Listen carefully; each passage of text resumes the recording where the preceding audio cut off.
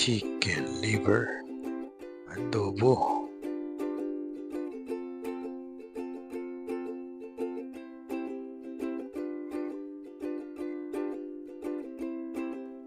Atay ng manok. Chicken breast. Sibuyas, bawang. Red bell pepper.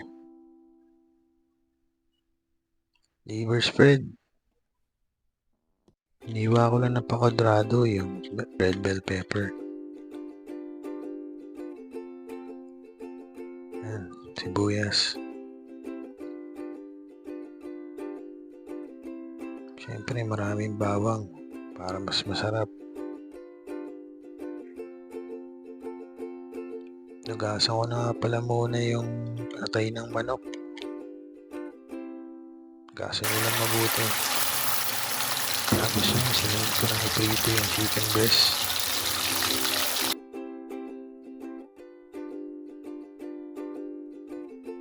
Pituin nyo lang mabuti. At pag medyo golden brown na, set aside na natin siya. Huwag nyo palang itapon yung tirang mantika. Magagamit natin yan mamaya.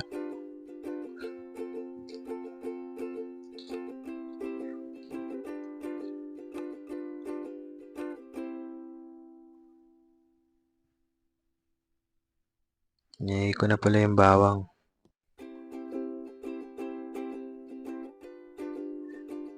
Sibuyas.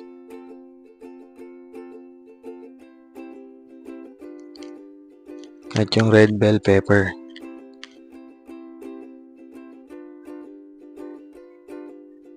Ginisa ko lang sila mabuti hanggang sa lumabas yung aroma nila.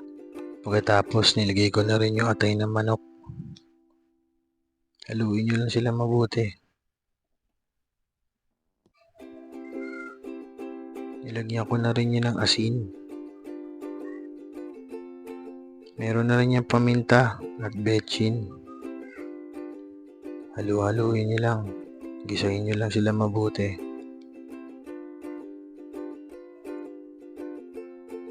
Nagimay na rin ako ng dahon ng laurel.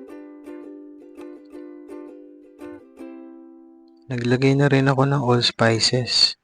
Sikreto ng mga gwapo. Gago!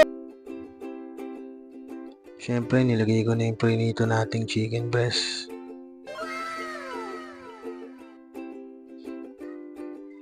Nilagyan ko na rin yun ng toyo. Suka, nilagyan ko na rin yan. At oyster sauce. Hindi na nasama sa video na bura eh. Yan, nilagyan ko na rin siya ng reno.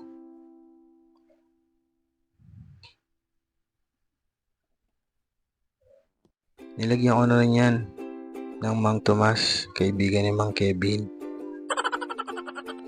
At ng ketchup. Ayaw pa malaglag. Take 2. Yan, nalo-halo ko lang mabuti. Amoy pa lang, ang bango na. Nilagyan ko na rin yun ng Del Monte pineapple juice para sa mga high blood. Takpan nyo lang. Wow! Kumulo na siya. Kita nyo naman oh.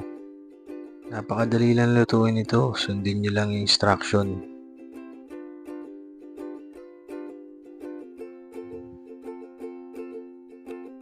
Napakasarap. Ang lapot ng sabaw. Taobang kaldero malamang.